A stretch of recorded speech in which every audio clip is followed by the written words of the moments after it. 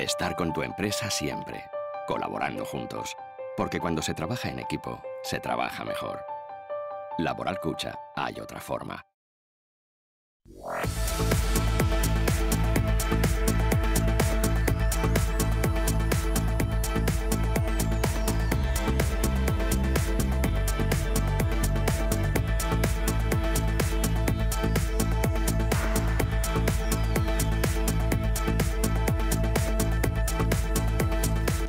Navarra registra el menor incremento de casos de coronavirus. Se mantiene la tendencia a la baja de nuevos casos y las altas duplican al número de ingresos hospitalarios. Datos esperanzadores en este Jueves Santo.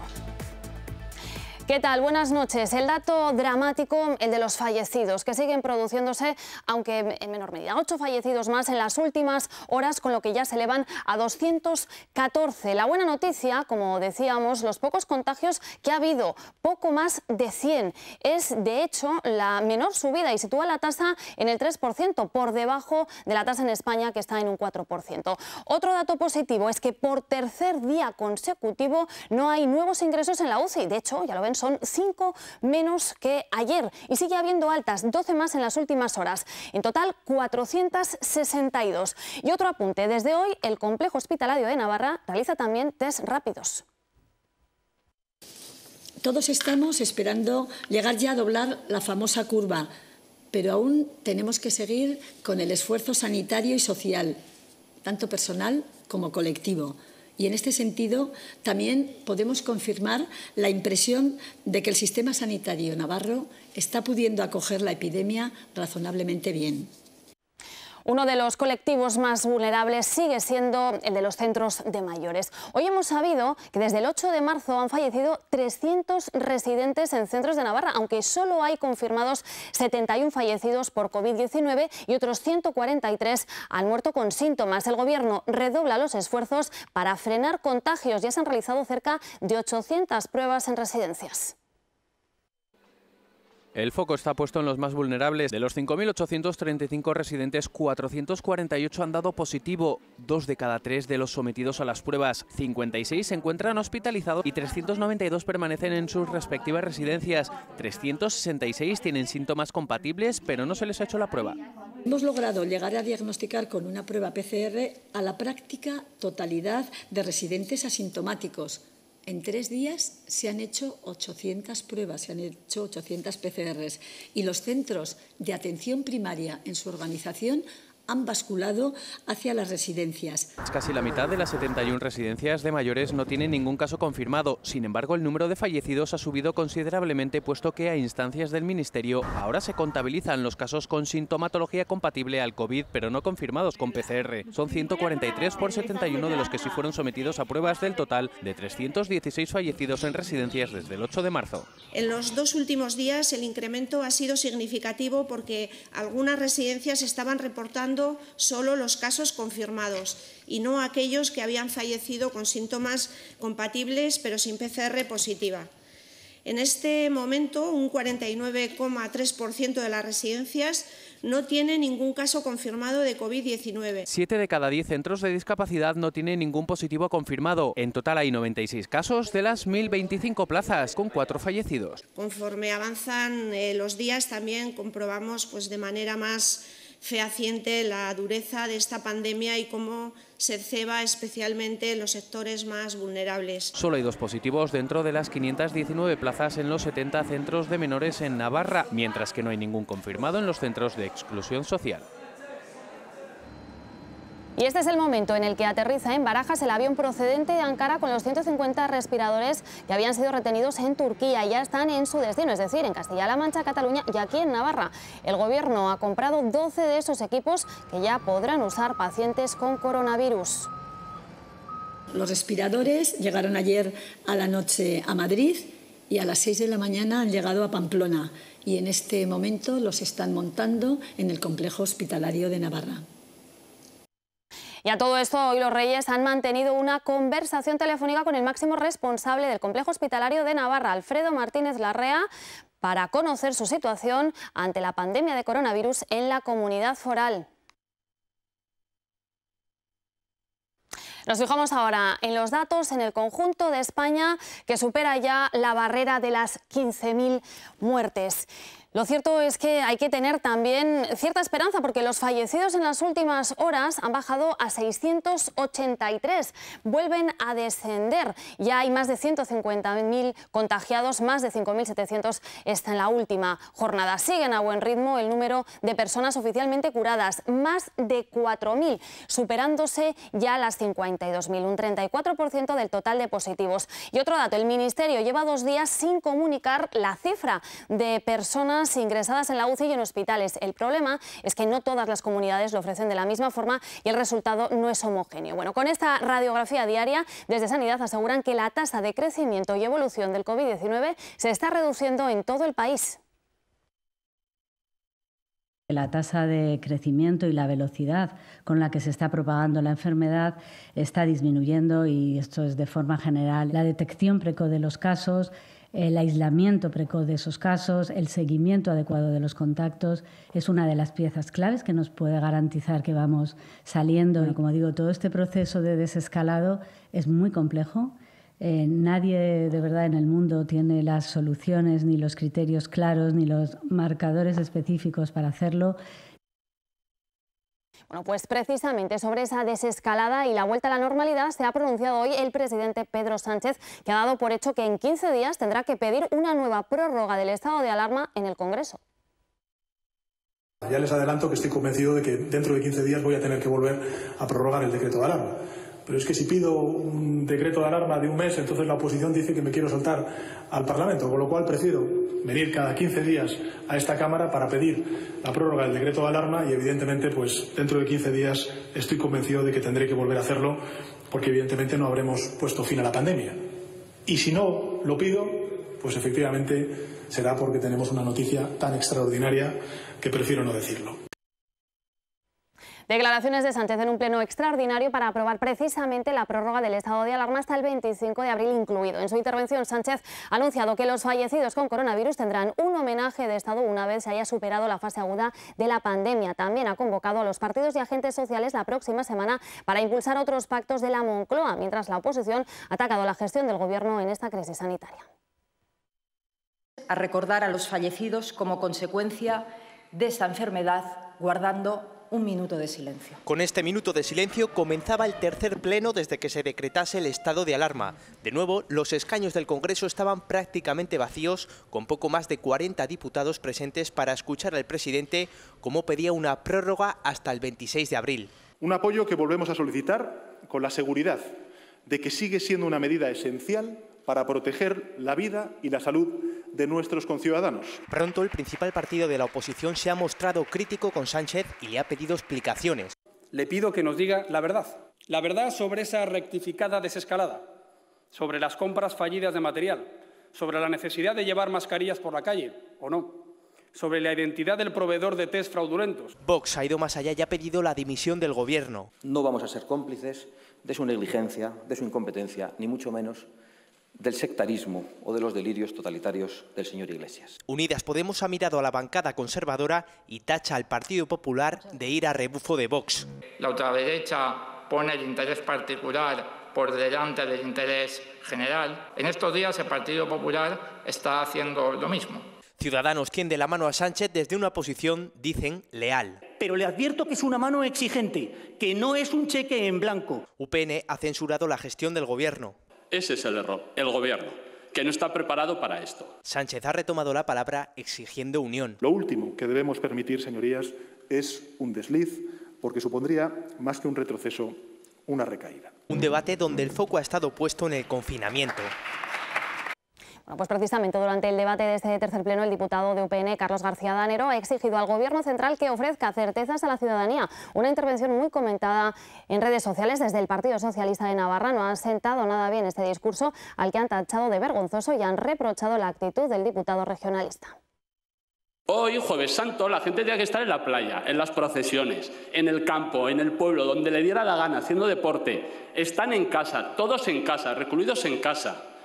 Y todo lo que les da el Gobierno son unas ruedas de prensa interminables para decir que gastamos menos queroseno, que ahora apostamos menos, Eso es todo lo que se puede ofrecer a los españoles que están en su casa. Eso. Que los niños se lavan más las manos. Eso es todo lo que podemos ofrecer. Bueno, hay muchas preguntas encima de la mesa sobre las siguientes fases que tenemos por delante en esta crisis sanitaria. Por ejemplo, el uso generalizado de mascarillas, cuándo podremos salir a la calle, o el uso de la tecnología para controlar a los asintomáticos. Son algunos de los debates abiertos en la actualidad en torno a esta crisis del coronavirus. Sobre ellos preguntamos a una investigadora del CSIC. En el debate latente del uso generalizado de las mascarillas en toda la población, la falta de suministro es a día de hoy el principal obstáculo. Hay que priorizar entre sanitarios, seguridad, enfermos confirmados y trabajadores esenciales. Si hay suficiente, desde luego es una medida que si la llevamos todos, porque todos somos potenciales fuentes de contagio, ya que estimamos que hay mucha gente que está infectada pero no tiene ningún síntoma, por lo tanto no lo sabe. Dado que todos podemos ser potenciales fuentes de contagio, si las llevásemos todos, debería de bajar. Pero siempre tiene que haber por delante suficiente suministro. Sobre la fecha del fin del confinamiento, esta investigadora del CSIC aboga por esperar a ver los resultados del endurecimiento del mismo. Tenemos que ver primero cuál es el efecto de la fase de confinamiento más estricto que hemos estado en estas últimas 2 semanas. Tenemos que ver si esta fase de confinamiento más estricto, como esperamos, lleva a la bajada del número de casos, pero del número de muertos, que es lo más grave que tenemos, y a qué velocidad se tiene lugar esta bajada. Si esta bajada es lentísima, tendremos que seguir manteniendo este confinamiento.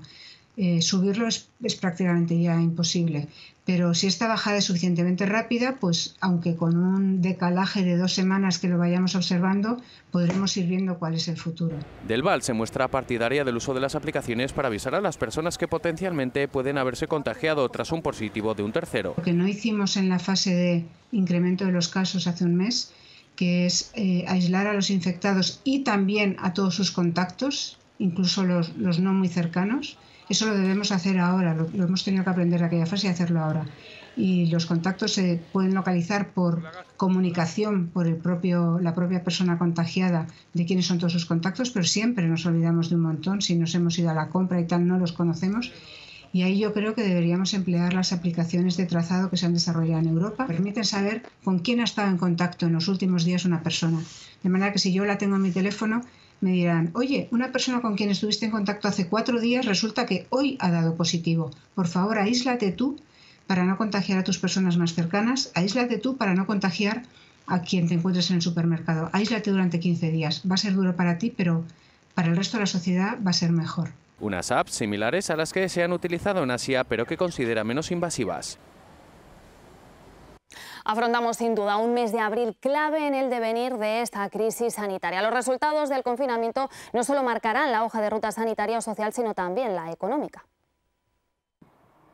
El stand-by social por el confinamiento conlleva un parón económico. En 15 días se podrá comenzar a valorar el alcance con los datos del paro de abril, consecuencia de esta crisis, y el PIB del primer trimestre de 2020. No obstante, la recuperación de la actividad no se producirá por igual en todos los sectores. Creo que todavía el segundo trimestre pues va a ser complicado, y yo lo que preveo es que haya, bueno, pues de manera no simétrica, pues progresivamente en distintas actividades y en distintos sectores, pues paulatinamente una cierta recuperación de actividad, y no voy a decir una vuelta a la normalidad, porque la normalidad que teníamos antes, pues yo creo que no va a ser exactamente la normalidad que encontremos después, ¿no? Se esperan más ERTEs tras una primera ola en la que se presentaron más que en todo 2012, el peor año de la crisis. Preveo que habrá segundas oleadas y seguiremos teniendo, bueno, pues distintos momentos. Cuando me refiero a segundas oleadas, a esa necesidad de adaptarse las empresas que ahora han presentado un determinado instrumento, a adaptar esos instrumentos a las nuevas realidades, ¿no? Una demanda que estará marcada por el factor psicológico. La percepción de la propia ciudadanía, la percepción de las propias empresas, de cómo va a evolucionar la pandemia, de cómo está evolucionando en otros países, de la percepción de que ya hemos pasado esto, en fin, de la misma percepción de seguridad o inseguridad de la ciudadanía ante el futuro, también va a influir en la toma de decisiones, ¿no?, en algunas actividades. Ayerdi fue uno de los consejeros que dio positivo por coronavirus. Fue el pasado 14 de marzo. Ahora la fecha objetivo es ese mes, que sería el 14 de abril, ¿no? Pero bueno, despacio, con calma, mucha paciencia, Y eso sí, pues trabajando mucho desde casa también, claro. El consejero está, por tanto, a días de cumplir con el aislamiento en su casa, donde, como ven, permanece con su familia. Y no hay día que no conozcamos iniciativas solidarias. Salud va a recibir 600 batas de protección diarias cosidas por personas voluntarias en Refena. Hemos estado allí para comprobar cómo elaboran este material esencial para todo el personal que se enfrenta al coronavirus desde la primera línea. Pasan el tiempo entre costuras. No es una serie de televisión, se trata de una serie de 80 voluntarios que ayudan en 2 turnos de 5 horas a confeccionar batas para donarlas al complejo hospitalario. Porque saben que lo que están haciendo pues es vital, ¿no? para todas las personas que trabajan en el complejo hospitalario. Este taller improvisado se ha montado en una parte de Refena tras una petición de ayuda del Colegio de Enfermería de Navarra e impulsado por el Departamento de Desarrollo Económico. Pachi y Manolo son los 2 ingenieros que se han puesto al mando. Establecemos una secuencia lo más productiva posible para coser las mangas, coser los cuellos, los puños, confeccionar la bata en definitiva y luego finalmente embalar. Cuentan con 24 máquinas de coser cedidas por fábricas y particulares. El ejército se encargó del transporte hasta este recinto ferial. En tan solo una semana ya han triplicado su producción. Hacen 600 batas diarias y no se ponen límites. Creo que se puede llegar a 1000. Sí, 500 por línea, que serían 1000, y con la tercera línea, en un máximo de producción, podríamos alcanzar las 1500. Pero eso sería ya, nos costará un poco porque... Sería el óptimo a nivel industrial. Julen es quien diseñó el patronaje de esta prenda. Era un patrón que era muy incómodo, que llevaba un corte por aquí. Cuando el cuerpo no tenía costura, lo que hicimos fue pasar la costura al hombro y coser la manga directamente para ahorrarnos un paso y hacerlo todo más rápido. Hay un componente humano, es decir, de las personas que se han presentado voluntarias, que hay que agradecerles en el alma que lo hayan hecho y que es la base, son los auténticos héroes de esta planta. Queda patente que en tiempos de coronavirus la moda es el voluntariado y en este caso todo sale bordado. Quedan menos de 3 meses para el hipotético inicio de las fiestas de San Fermín, un acontecimiento que sigue en el aire por la crisis del COVID-19, motivo por el cual la Federación de Peñas de Pamplona ha propuesto una convocatoria urgente de la Mesa de los Sanfermines para analizar las posibilidades e idoneidad de la celebración de las fiestas. A través de una nota, la Federación de Peñas considera que es momento de poner sobre la mesa todas las opciones y valorarlas priorizando lo que digan los organismos sanitarios.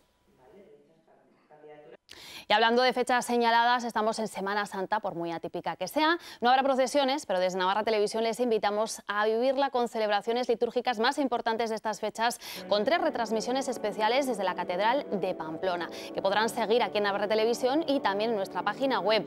Esta primera, ya lo ven, ha sido la de esta tarde de Jueves Santo, con la Misa de la Cena del Señor. Mañana, Viernes Santo, celebración de la Pasión del Señor a partir de las 5 de la tarde, y el domingo de Pascua, Misa de la Resurrección del Señor a mediodía.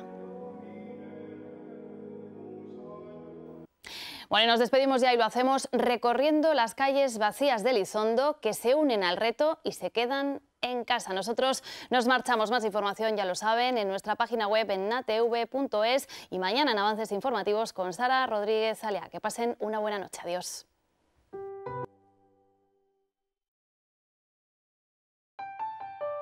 Estar con tu empresa siempre, colaborando juntos, porque cuando se trabaja en equipo, se trabaja mejor. Laboral Cucha, hay otra forma.